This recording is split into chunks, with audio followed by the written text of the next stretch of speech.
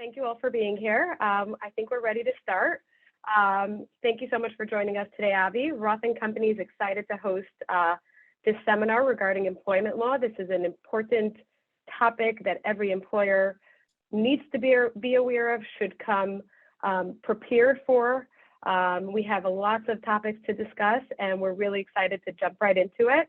And Avi is here to join us from Krasinski and Klein. Avi has worked with us in the past and has a lot to share, and we are excited to have you here, Avi. Thank you for joining us. Thank you, Chaya. Thank you very much. I'd like to welcome everyone this afternoon. I'd like to thank my friends at Roth&Co for making this event happen, including, of course, yourself, Chaya, Michael Waldner, Devorah Leah Rubenstein, Zevi Block, and others. They did a great job at advertising this event with about, I'm told, somewhere near 500 people registering for it. Yesterday afternoon, I thought it would be a good idea to chill out a day before the event and not to think about it. So I was relaxing and reading the news on Yeshiva World website when I see my picture there and an advertisement for today's event. So my plan to forget about this didn't work out so well. But in any event, thank you. I'm a partner and co-chair of the Commercial Litigation Employment Law Department here at Krasinski and Klein. We have offices in Midtown Manhattan, Lakewood, and I'm located in the office in Brooklyn, where we're headquartered. I've handled litigation for more than 25 years. I handle commercial litigation, employment law matters, as well as other general litigation matters. I also counsel clients on employment law issues. I'm admitted in New York and New Jersey in both state and federal courts. I represent plaintiffs and defendants, both employee side as well as management side. In addition to litigation and employment law, our firm handles elder law, estate planning, guardianships, trust and estates, construction law, and real estate law. Just want to finish your introduction by saying we're trying to make time for questions at the end of the seminar in case you don't have a chance to ask, or you may want to have a question that you wouldn't want to ask in a public forum. You can take down my email address now. It's al@kklawfirm.com. And then, after the presentation, we'll try to address those emails. So let's just move right into it because there's a lot to cover here. So we start off with situations when you should contact an employment law attorney. So we have several factors here that would cause somebody to want to contact an employment law attorney.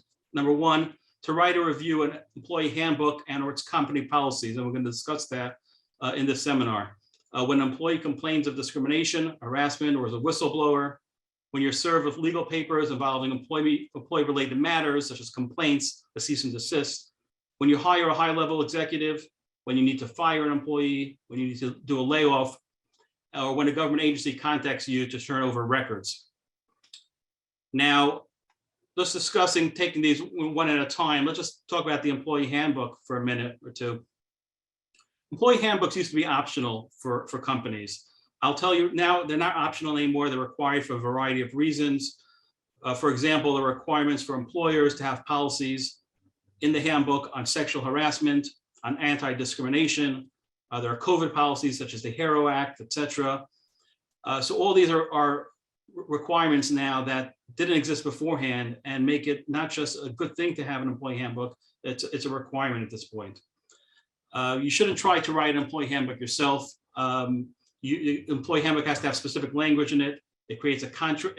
You don't want to create a contract with your employees, and you don't want to have policies that violate the law. You need to have an attorney who's experienced with employment law. Don't use the same attorney that you're using for your corporate matters to make sure that everything is accurate and good. You also need to have the handbook looked at from time to time. The laws are changing. You'll see in this seminar how many of these laws have just changed in the last few months, in the last year, in the last 2 years. It's amazing. I gave a seminar at Roth about 2 years ago. So much has changed since the last seminar I've given. And what's amazing is that you'll see on a week-to-week basis in employment law, things are still changing. So it's very important to have somebody from time to time have an employment law go through your employee handbook and make sure that everything is still compliant and everything that's supposed to be in there is in there. It's important to have a handbook. It serves various purposes. Two of the basic purposes are protect an employer from liability and imposing certain requirements on the employees. But there's also another purpose, is to educate the employees regarding the practices and policies of the employer. I would just put this out, it's very important. The handbooks should never include any language that could create liability for the employer. That's definitely a no-no. Moving on to the next slide, some of the common mistakes in employment handbooks. Here are a few common mistakes that I've seen. Employee handbook states that employer will not pay overtime. You can say that in your handbook, but if you're not allowed to have that information, you still will have to pay overtime. So don't say it because it's a violation. If you have that language in there, it's a prima facie evidence of a violation of the Fair Labor Standards Act. Another common thing I've noticed is employee handbook includes policies the employer does not actually follow. A common conversation I have with employers is, okay, so I have these policies and I have the policies which are in my handbook. Well, you know what? You have to get your act together. It has to be the policies that you actually use in the company should be the same policies that you have in your company and in the handbook. Also, you don't want to have language, which you just mentioned, to change the at-will status of the employment relationship. Some considerations, restrictive covenants, alternative dispute resolution terms, cybersecurity obligations. Every company has its own situation, and one handbook doesn't fit everybody. Everyone has their own requirements, have their own policies. Very important, get the employee to acknowledge receipt. I can tell you as a litigator, this is a big issue. Very often when litigation ensues, you have an employee who claims that they were never told of certain policies or the policies don't exist. And the employer comes back and says, well, no, we have it, but we just never gave it to you, or we gave it to you in a handbook, but they never have acknowledged receipt. I recommend to employers, whether it be small employers or large employers, what you should do is make yourself a chart, a list of all the employees. Make sure that number one, every employee received the handbook, and number two, each one has acknowledged receipt and returned the handbook, the signed handbook, or at least a page acknowledging receipt back to the employer, and you should note that in the employee's personnel records. Avi, I'm going to jump in here with one quick question, because I know many employers have asked me this. They want to understand if they have an employee handbook on a website in a general area, and they change it as needed with when new laws come out and things of that sort. Is that and then they send around a link of such a website or wherever they keep track of it. Is that considered receipt as far as the employees and if they do receive that link? Or do they need an actual signed document or something of that sort? So that's an excellent question. And what I would recommend, I think it probably would be considered receipt. However, I would go one step further. What I would do is I would require either an email, a minimum email receipt showing that they received it, that they acknowledge receipt of it, that they know that there are changes or modifications to employee handbook. And then you take that email, I would go ahead and print it out and put it into the personnel. And then I know that's difficult when you have a large company, whether it's Roth&Co or any other company that has a lot of employees, but I think it's worthwhile to take that step and to go ahead and put that information into the employee personnel file. And what about the size of a company that would require a handbook? I find I've done handbooks for even small companies. Certainly larger companies require it. I would say even small company, because as you'll see when we get further into the presentation, there are laws which apply to even small companies. And because of that, it really requires that the policies and procedures are set forth somewhere in writing, and it's even more beneficial to have the employee sign off on it so that you can prove, hopefully you don't have a situation where there's litigation, but you have to be, be prepared for the worst. Okay. Let's move on to the next slide.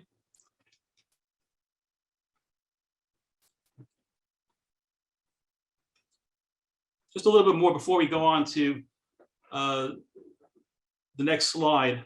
We discussed about some of the situations to contact an employment law attorney. We talked about employee complaints of discrimination, harassment. This is important because with harassment, we'll get more involved in this into this seminar. But you have to be aware. Some questions are obvious. Obviously, if an employee comes to you and tells you, a female employee comes to you and says, manager came over to me or supervisor came over to me and said, if you don't go on a date with me, I'll fire you. Everyone knows you don't need to be an employment law attorney to know that that's improper. And once you do conduct an investigation, that manager or supervisor is going to have to be fired.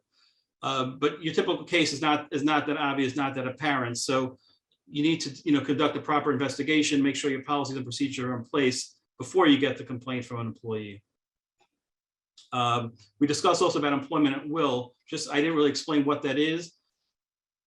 In 49 out of 50 states in the United States, every state but Montana, when you have an employee, you can fire the employee for whatever reason you want to, whether it's, as long as it's not an illegal reason. So for example, if you want to fire somebody because they came in late 3 times in a row, you can do that. But there are exceptions. So for example, let's say you fired somebody because they came in 3 times late, but you applied that to one employee but not another, that could be a problem. So you have to be careful when applying these rules, not to apply, let's say, for example, to men and not women, or women and not men, or elderly people and not younger people. All these are things which you have to consider when terminating employees. We discussed a little bit about layoffs, also I mentioned. So it's important to realize that when doing layoffs, there are certain rules that apply.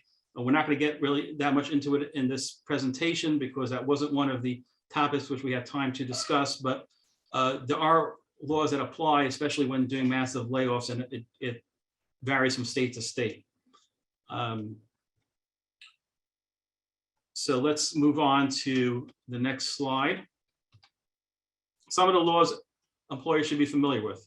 So I listed here 6 categories: hiring laws, discrimination laws, benefit laws, payment laws, social media laws, and termination laws. So when discussing this with Roth & Company as to what we have time to discuss in today's presentation, we realize we only have time to discuss 3 of these. So we're going to discuss categories 2, which is discrimination law, the benefit laws, category 3, and the social media laws, which is category 5. With respect to the other 3 categories, perhaps in some future presentation, we'll be able to get to those categories as well, because they do have some very important and very interesting items to discuss. So let's go right into discrimination. I've listed here some of the issues which could come up in discrimination, and we have here listed age, gender, race, national origin, religion, disability, veteran status, sexual orientation, gender identity. I will tell you that this list really always expands, and I could have made it longer. For example, in New York now, there's a salary history law. Just started a few years ago, and I recall discussing it when I gave this presentation 2 years ago. It just come out then.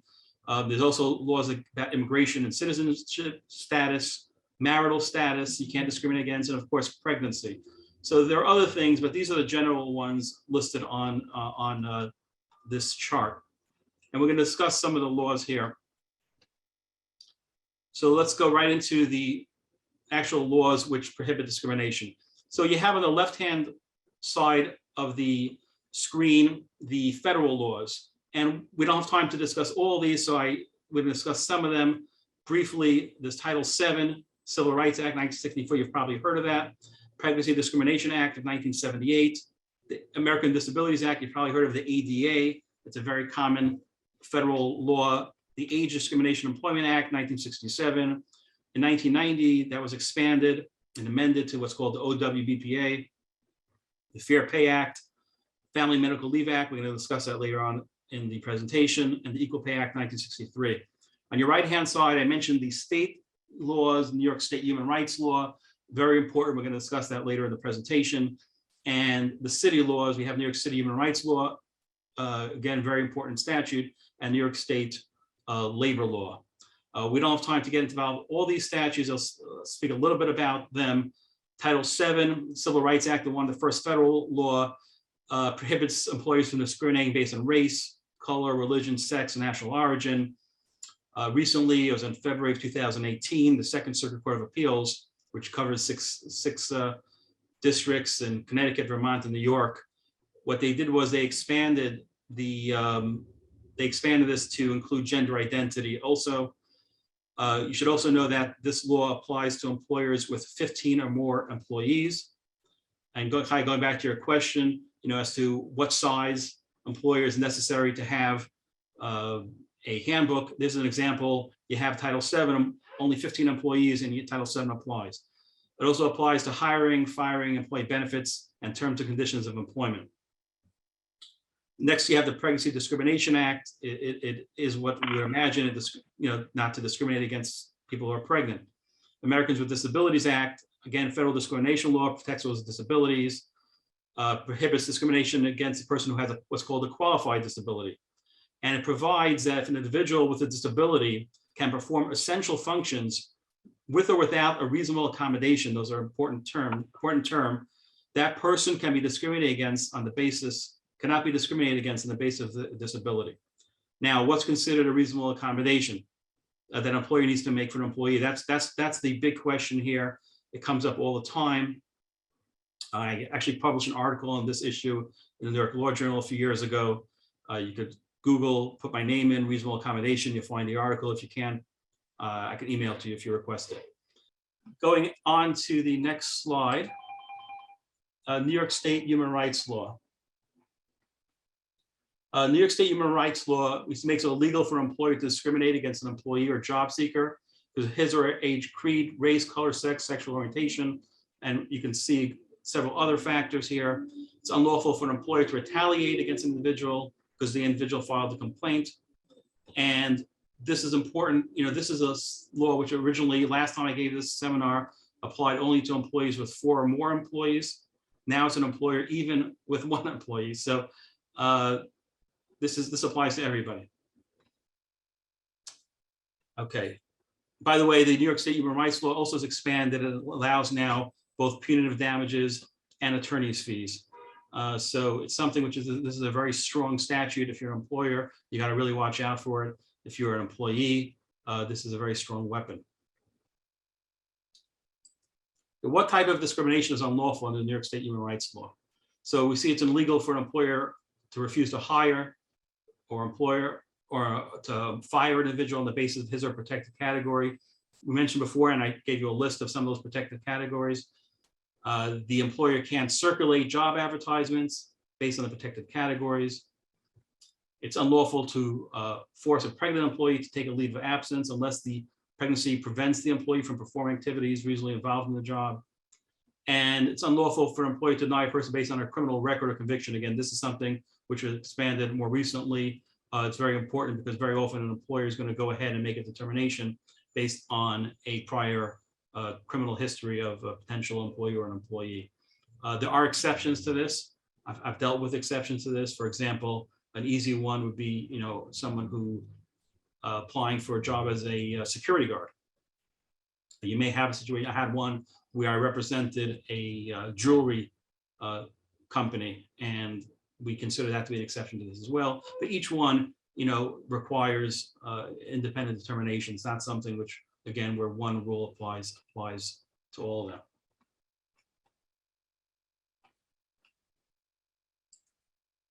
Okay. Before we discuss about reasonable accommodations for a person with a disability, and I said that that's always a big issue here. So it's a discriminatory practice for an employer or employment agency to refuse to provide reasonable accommodation to the known disabilities of an employee or an applicant, unless an employer, and here's the important part, unless an employer can show that such steps would fundamentally alter the nature of the facility or cause an undue burden. Undue burden means it would cause significant difficulty or expense. But what's significant? To a small company, a few $1,000s could be significant. You have a company like Amazon, maybe a few $1 billion would be significant. Hundreds of $1 million. It really depends on the company. And very often, one of the factors is determining what percentage of the company's assets would be affected based on this factor. So if they're doing, for example, they're making a ramp in a business for an employee. If you have a business which has 10 employees and you make a ramp for an individual with a disability, that's going to be a huge expense. However, if it's a company that has 1,000 employees, it may not be. Or the expense is something which they could write off as a business expense. It won't be such a big factor for them.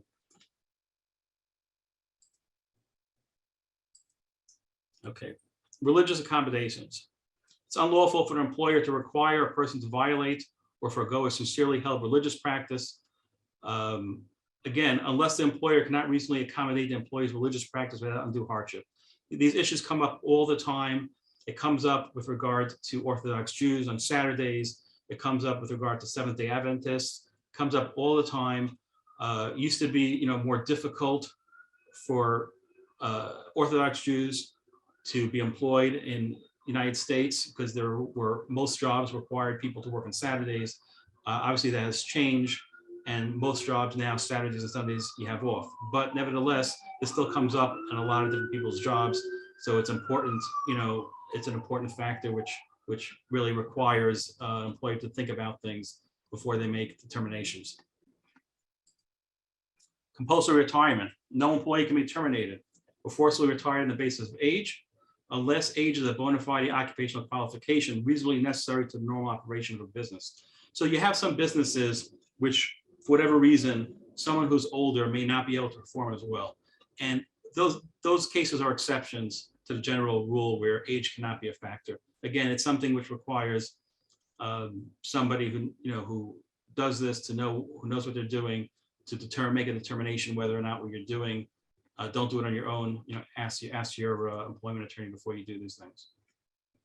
Okay. So we were before discussing federal laws. Now we've moved on to state and city laws.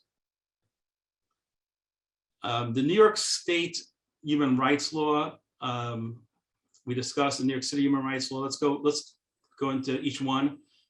So they require now mandatory sexual harassment training.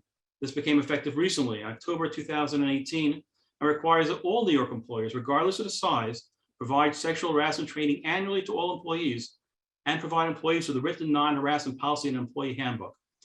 Beforehand, when we started, we discussed some of the factors which make it mandatory to have an employee handbook. This is one of the examples. It's not optional anymore. You need to have those policies. You need to have the policies in a handbook. And also you have to require that every single employee does this mandatory sexual harassment training. The company must have a hotline to report sexual harassment, which cannot be operated by a manager. And we have here some expanding protections for non-employees. It broadens protection under the state human rights law, and an employer may be liable for sexual harassment for contractors. And you see this includes now what we were discussing beforehand, subcontractors, vendors, and consultants, where the employer knows or should know that harassment is occurring. This is new. It used to be only employees. So this is very important when employers have to determine, the numerosity, and also when it has to determine whether or not a person may be a victim, whether or not that victim is an employer or a subcontractor. Now that distinction is a distinction without a difference.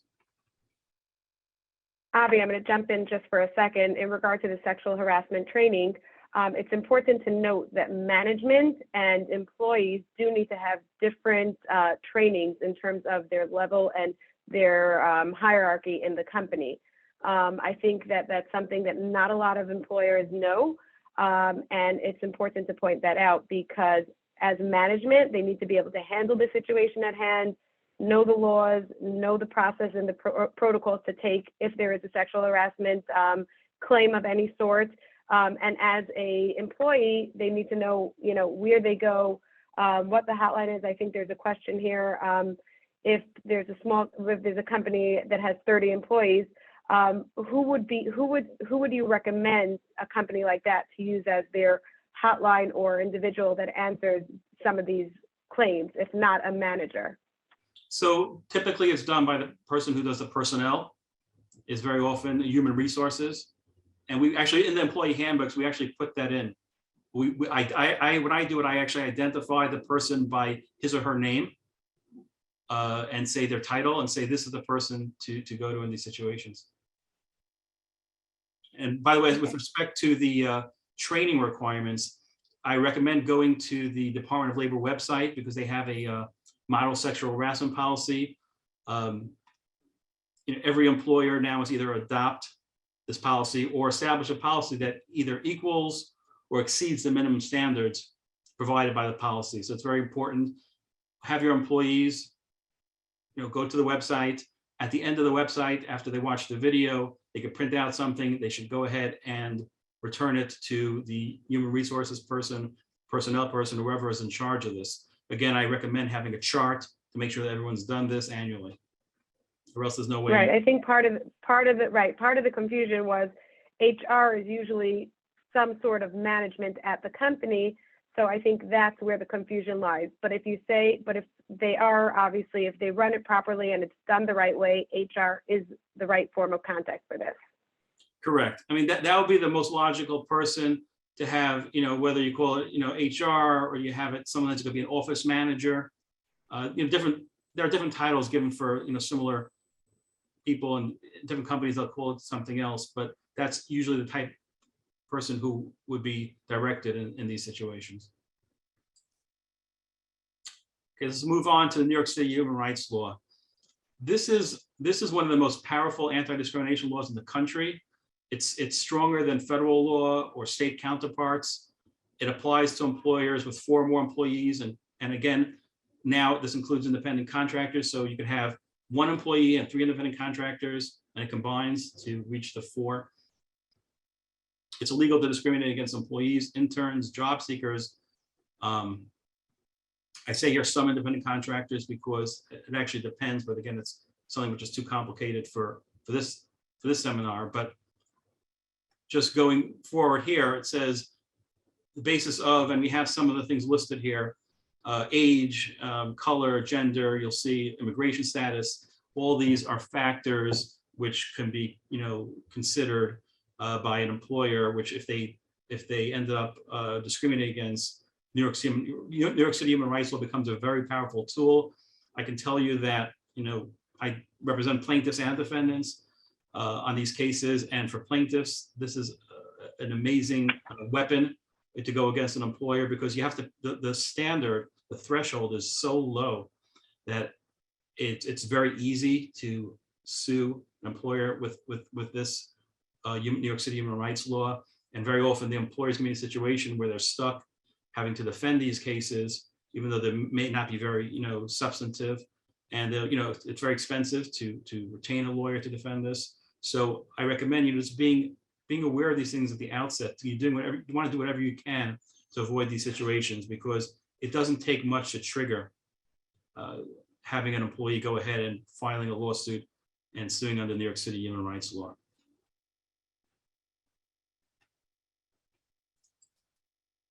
Before we go on to the benefit laws and leave laws, I thought it'd be just a good idea, just some thoughts about discrimination.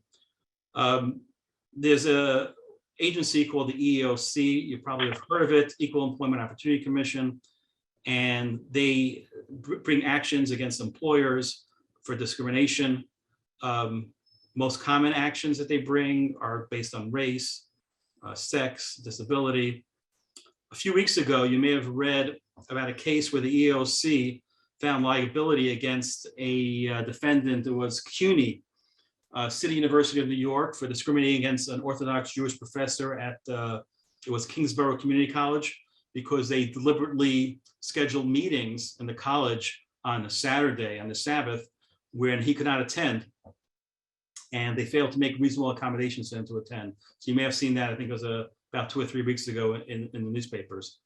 So employers should take preventative measures so that they don't end up as a defendant in one of these actions.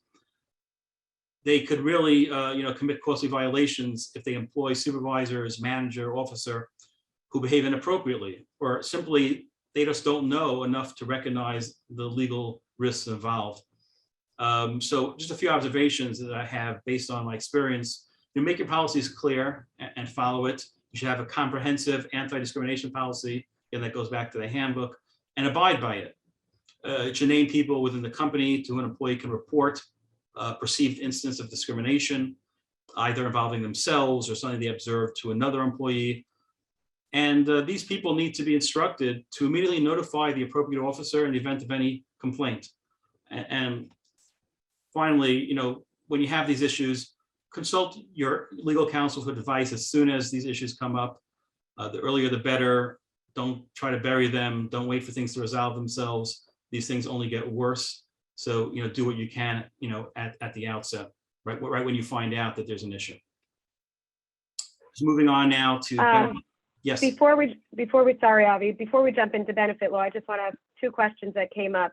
In regard to background checks, one question was posed: how far back are you allowed to check in terms of background checks? Because I know there are some states that don't allow it right now. There's some states that do allow it, but we're specifically talking about New York State at the moment. How far back can you go to look at someone's background check and employees? So, first of all, I should say. So first of all, it's a multi-point question, so it's a little complicated. There's two things. There's one, a question of how far you could look back, and I don't know that there's a number of years that said you could look back. There's also an issue of whether or not you're allowed to use that information, and these are two separate issues. Like I said, these are complicated issues, and there are differences in federal and state law. When it comes to one thing, for example, let's say you go ahead and you find in the employee's background that 4 years ago they committed a felony. So it used to be in New York State that you would be able to use that as a factor in deciding not to hire that employee. Right now, the answer is it depends. Generally, you are not allowed to use it. Again, there are exceptions for jobs involving certain sensitive areas. It could be security issues, honesty, integrity are required. So these are things which really require a case-by-case analysis. Okay. Then there were a couple of comments in terms of discrimination. It's really hard to say, because when you have an employee that you're considering and you're hearing all these discrimination things that can come to play, people are concerned. It means that anyone that comes to the table is somebody that you have to hire, because you can be considered discriminating to at any point in time.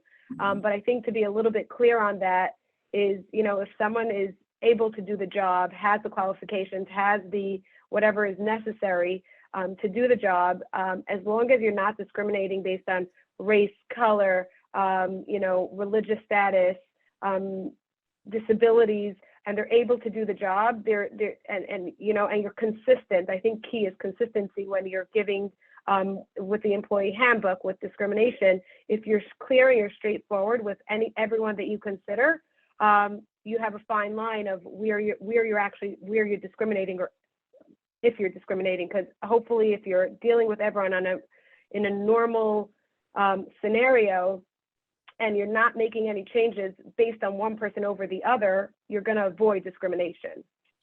Absolutely. I mean, what you really need to do is make it that the issue of the person's identity or whatever it is, whether it's race, gender, whatever it is, that should not be a consideration. So if you take that out of the equation and that person is not the proper fit, there's no obligation on the employer to go ahead and hire that individual. So make believe that you don't know about these things, which is more of a reason when it came to the issue about background checks. That's why it comes an issue. You may find out things that you're not allowed to information you're not allowed to legally use. But at the same time, that's not a reason why you should hire an employee just because you're afraid the employee is going to sue you for not hiring them. So I certainly wouldn't counsel an employer to hire a potential employee that they don't want. Okay, moving on to benefit laws, leave laws, because I see we're going on time, getting short on time here. The FMLA, Family Medical Leave Act, we're going to discuss that. New York Paid Family Leave Act, New York State Paid Sick Leave Law, and New York City Paid Safe and Sick Leave Law. There's a lot of overlap in these, and it gets very complex. I won't be able to get into the specific details of it because we just don't have the time for it. But all these are laws which apply to employers in New York City, and some applies to the state and federal as well. So let's go right on to the Family Medical Leave Act. It's a federal law which provides that employers must allow employees to take a 12-week leave of absence for qualified medical purposes during a 12-month period, but the leave is unpaid. In order to qualify for the leave, it's not any employee, it's only one who's worked for the employer for 12 months and for 1,250 hours in the 12 months preceding the leave. It's important that it's necessary that the qualified employee's position is preserved for the duration of the leave, and the employee may be able to use paid leave while on FMLA leave. Okay. Now, an employee is only eligible to take FMLA leave under certain circumstances. Again, not every employer or employee is covered. It has to be an employee who can provide proof of the serious medical condition, and the employer is allowed to request proof of that. You must give the employee a job when the employee returns, but it doesn't have to be the exact job the employee had before. It has to be a similar job. Now, the employee can take most kind of leaves intermittently. So I've had this come up. They want to take 3 weeks now and then stop and then come back in 3 weeks. They're allowed to do that. And the employee is entitled to continue health insurance while on leave. So just a little bit more about this. So we say not every employee or employer is covered. We said before, in some companies, and I've been covered by FMLA at all, it has to be at least 50 employees. If you have fewer than 50 employees, you're not mandated to follow FMLA law. You can, but you don't have to. So that's the first thing. As far as the serious medical condition, I'll tell you, this is a difficult thing to handle, because when you have an employee come to you, what are you allowed to ask them about the medical condition? It's a very sensitive, very touchy subject. The FMLA does grant employers the right to ask for certain medical certification of the condition from a healthcare provider. The Department of Labor website actually advises employers to request this proof very quickly. I think it's within 5 days of an employee requesting FMLA leave. And then the employee has to have 15 days then to respond and provide that proof.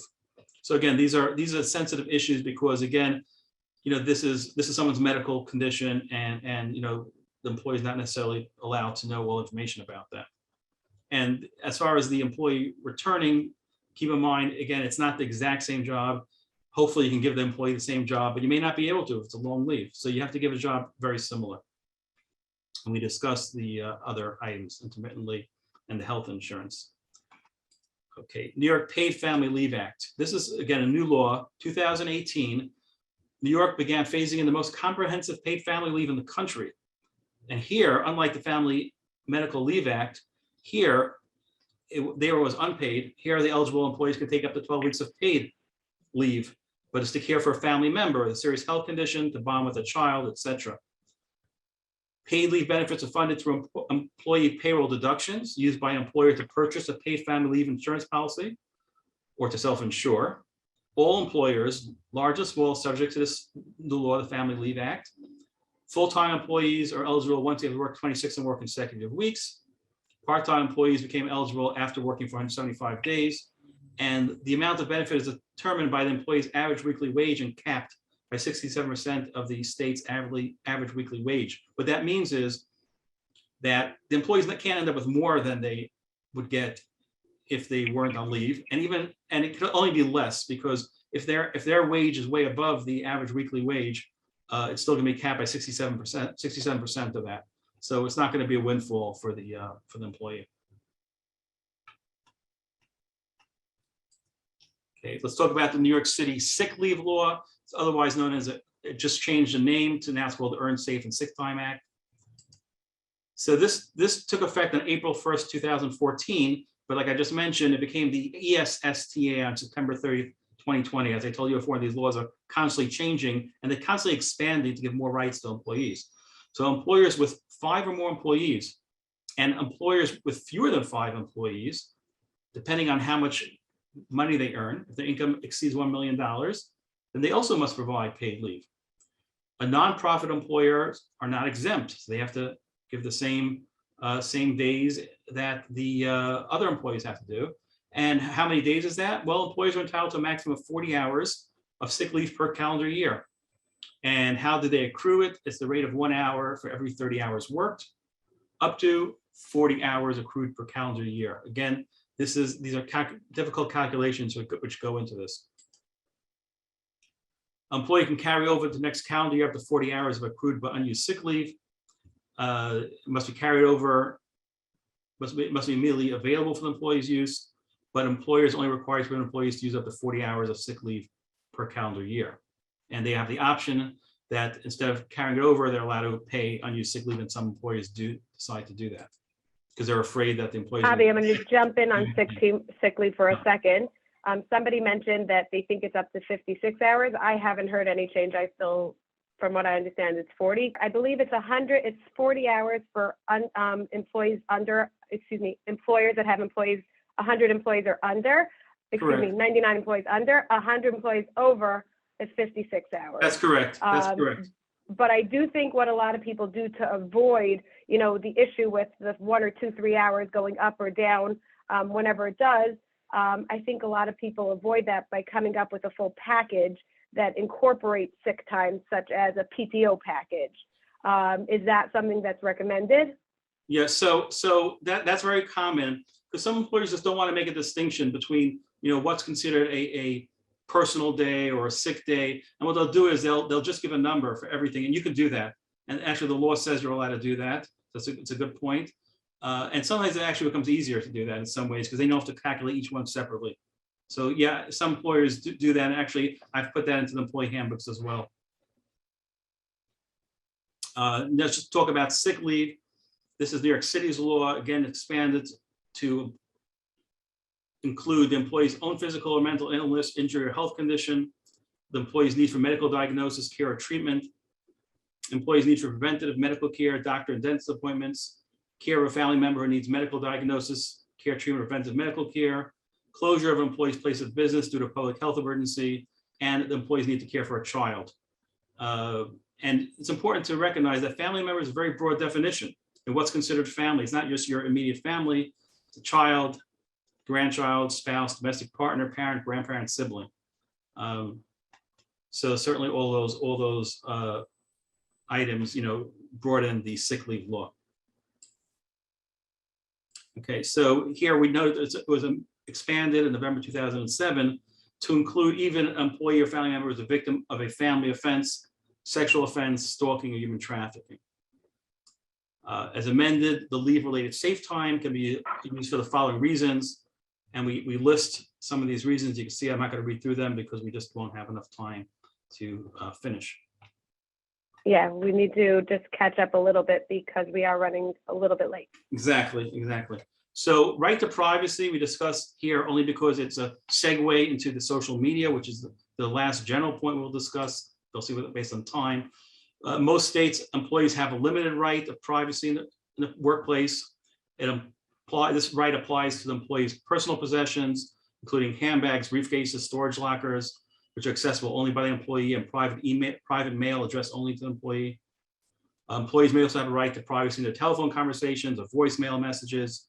And employees have very limited rights to privacy in their email messages and internet usage while using the employee's computer system. And to me, that's actually the last one is the issue I see come up the most, especially when it comes to litigation. Okay, so that brings us into social media. So these are some issues which, as an employer, you have to think about. Do you have a written social media policy? If you do, it should be in your employee handbook. Do you use social media sites to screen applicants for employment? And this is important because you don't necessarily, you're not necessarily allowed to look for social media sites, and employers do it all the time. The problem is that if it ends up you're using factors there which are considered to be discriminatory, that could be a problem.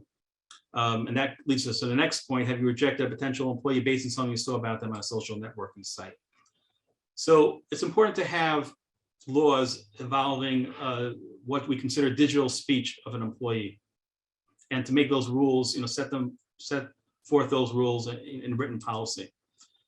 Employer rules prohibiting posting of, for example, defamatory, disparaging statements about the company, its employees, customers, or products, confidential information, including information related to compensation and the performance of the company, and statements harassing other employees. Okay. So when you have a social media policy, there are certain elements you want to make sure are contained in your social media policy. So you want to explain that while employees are free to express their views on social media, whether it's the internet or whatever it is, they may not interfere with the obligations they have to the employer. You have to have clearly defined what's considered unacceptable conduct. Explain the reasons for the restrictions. You're not just doing it because you don't want them talking on the internet. provide examples of confidential information that cannot be disclosed for legal or business reasons, and state explicitly that the policy does not intend, should not be construed to restrict employees' rights to engage in what's considered protected activity under the NLRA, or National Labor Relations Act. Now, recently in late 2020, early 2021, the National Labor Relations Board, in a split decision, approved a company policy that prohibited employees from what they consider to be inappropriate communications related to the company, because they held that the non-disparagement rule outweighed the impact on the employee's protected rights. So these policies need to be drafted carefully. This is a very gray area. When companies are faced with adverse social media activity or campaigns, whether it be from employees or customers, they're frequently unprepared to take steps to investigate or to figure out what needs to be done. So for this reason, it's important to have a clear workplace social media policy in place, help prevent the likelihood of such an incident, or at a minimum to limit its impact. And while the NLRB seems to be employer friendly lately in approval of such policies, I would say it's important to tread carefully, aiming to develop a policy that achieves the company's legitimate business interests without compromising its employees' National Labor Relations Act laws. And we just before we discussed numerosity. Avi, yes. Sorry, I'm going to jump in for a second. We don't have a lot of time. I have a lot of questions that I would like to get to, and I know that there are some questions in regard to the vaccine mandate, and I want to be able to give people an update on that. So I want to try to wrap up the next couple of slides in the next minute or two, and then jump right into that. Okay, good. So let's do it quickly. So this chart is something which we discussed beforehand. The importance of realizing that when your company grows, so based on how many employees you have, that could trigger new laws, and therefore one of the reasons why it's important, to have an employee handbook, because you may not realize new laws being triggered that didn't affect you beforehand.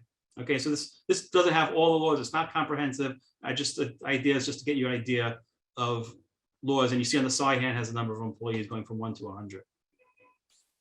Okay, just to discuss some conclusions, and then we'll just we'll move over to the other issues where we're going to discuss about COVID.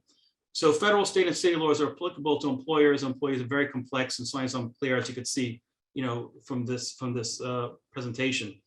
As these laws cover a broad range of diverse areas, every employer should have a competent, responsive attorney to provide practical advice on the wide range of employment-related issues affecting employers. And very important, it's a lot less expensive, much easier to prevent these problems at the outset through proper planning, with the right guidance from counsel, and to be forced to deal with these problems, once they have occurred.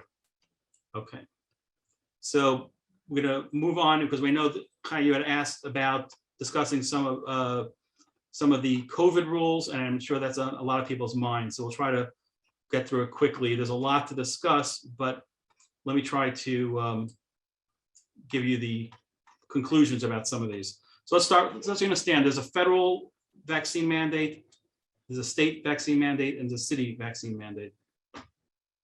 Each one is different. The federal vaccine mandate, November 4th, 2021, U.S. Department of Labor issued a policy requiring, this only applies to large employers, 100 or more. So you see 100, something does make a difference. Like, for example, the question that you said, one of the viewers pointed out, the 56 hours versus the 40 hours, that applies to 100 employees. Here's another example. Also, the WARN Act, a federal WARN Act applies to 100 employees, state is 50. Here's another example. U.S. Department of Labor issues a policy requiring large employees, only 100 more employees, to develop, implement, and enforce this COVID-19 vaccination policy, or to institute a policy to allow employees to choose between either vaccination or weekly testing. This law took effect on November 5th and required employees to have in place this policy within 30 days.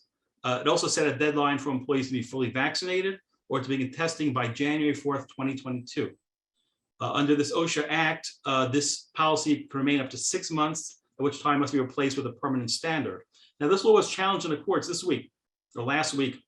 And last week, a federal appeals court upheld this law, which means that it's headed right now to the United States Supreme Court. I can tell you, I checked it today. They're going to the United States Supreme Court. Whether or not the United States Supreme Court will hear it or not is another story. They don't grant certiorari in a lot of cases, but In this case, it's going to be heading to the United States Supreme Court on an expedited basis. It's a very important law. It affects more than 80 million American workers who work in companies of 100 or more employees.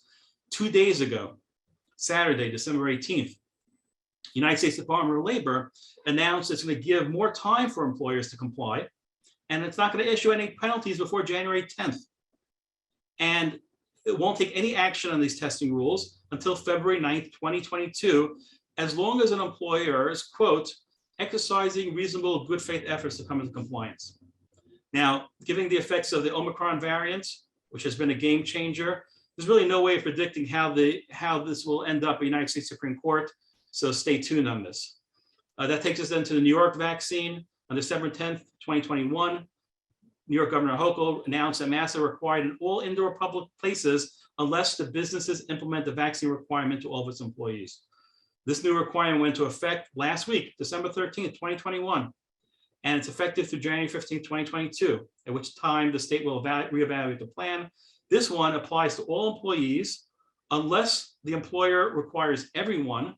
Originally, they said age 12 and above. Now they're saying age 5 and above, but everyone who enters the place of employment to be vaccinated.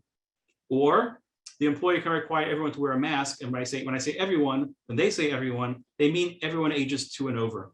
They also have a maximum penalty of $1,000 per violation. Exactly what does per violation mean? We don't really know, as it hasn't been tested yet. Finally, in New York City, employees' vaccination mask requirements. In New York City, we also have rules. December 15th, 2021, the city released guidance on this. They're set to take effect next week on Monday, December 27th. But this requires even employers with 1 employee that maintains a workplace in New York City to require either that they have masks or that they have vaccination. Again, this hasn't been tested, and it's very unclear whether or not it's going to make it through the courts. I can say that the new mayor said he's probably not going to keep these policies.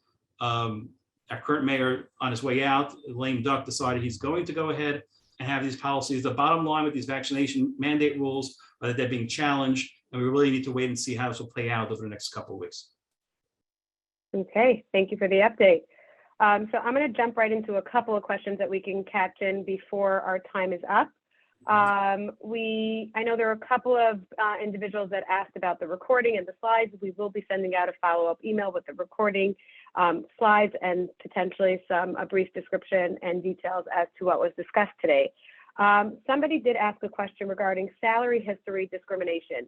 What is that referring to, and how does that play out?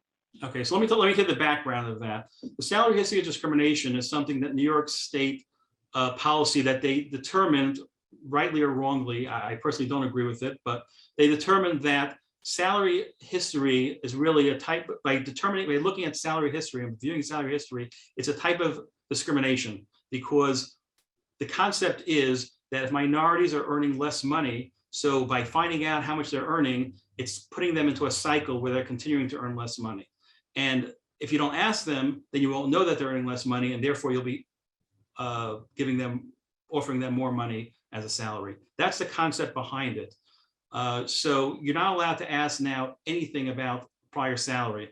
If the employee tells you, he or she says, I made X dollars, then they told you. But make sure it's not on your, when you have a employment application, make sure it's not, you don't request prior salary history, which used to be people did and were allowed to. Okay. This is a question: if are employers required to give off or pay for legal holidays employees take or decide to take? So the answer is so this is the type of thing which we put into the employee handbooks. So let me see if I have 1 second.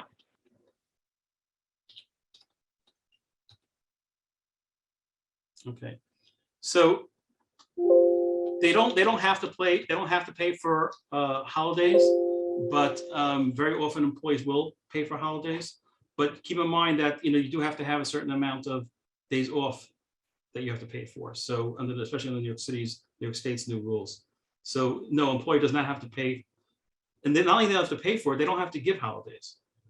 So that's really the correct question. So for example, employer can go ahead and say, everyone has to come in for Christmas, for Yom Kippur, for New Year's.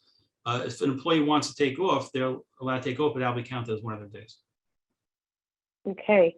If an employee is absent, are they supposed to initiate that they want a sick day, or do you automatically have to pay it? I think that depends on how the policy of the company is. It doesn't have to be one or the other. So, for example, in some companies, before a person can take a sick day, they have to notify human resources. The human resources will go ahead and write down that he or she, requested one sick day, and that will count to their sick days. I don't know that you have to have it one or the other. I think either way will work. Okay. So we still have a lot more questions to answer. I don't think we're going to get to all of them. I'm going to ask that I'll provide my email address. Avi will provide his. If anybody has any specific questions, feel free to reach out to either of us. We'll do our best to assist. And like I said, the slides and details will be followed by an email in the next day or so. I will put my email address in the chat to all attendees. And Avi, thank you so much for being with us today. I believe this is very informative to everyone. We got some great questions and looking forward to answering them all. Well, thank you very much for allowing me to do this. And again, as I said at the outset, we couldn't have done it without you and the others at Roth&Co. So thank you for giving me the opportunity to do this. Absolutely. And thank you again. Have a great day, everyone, and a good afternoon. Okay, thank you. Bye now. Bye. Take care. I'm going to give everyone a minute just to write down some email addresses. Avi, you can put yours in the chat, and I will leave it open for just another 30. Yeah, I'll just say, so I said at the outset, it's al@kklawfirm.com. Or you can use ALU, either one will work. ALU@kklawfirm.com. Either one is fine. Okay. Thank you again, and have a good afternoon, everyone. Bye. Thank you.